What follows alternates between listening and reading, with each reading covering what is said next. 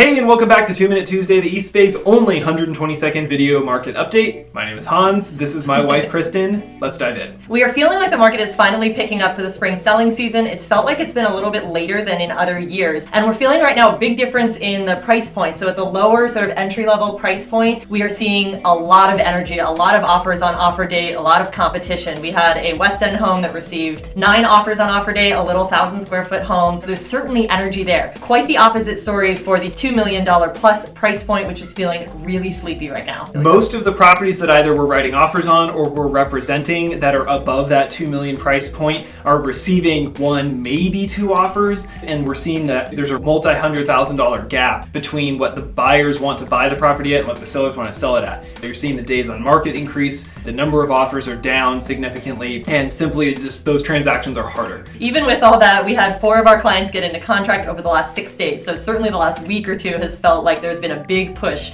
in the energy in the market. And that's been consistent with a lot of our colleagues and who we're talking to across the rest of the East Bay is finally late March, things are picking up. Usually it happens closer to the Super Bowl. It's happening a little later. So it'll be interesting to see what happens in May and June, which is traditionally a slower time. But some of the Fed news that's come out has people wondering what's going to happen with interest rates. That's a big impact because this is a conversation about affordability. What the monthly payment is really high for a lot of people, and that divide between what the seller wants and what the buyer's willing to give a bit too far apart in a lot of these price points. In personal news, we took a really fun trip to Mexico, and then Hans just got back from a guy's ski trip to Colorado. So if you go back to the email, we'll put the photos down below. And one final thing, you may have seen a headline about the realtor commission lawsuit. I did a video on YouTube explaining that. We'll link to that up here in the video, but also back in the email if you want to watch that and deep dive and understand what the actual language of that settlement says. I've broken that down on a YouTube video. We'll see you on the next one.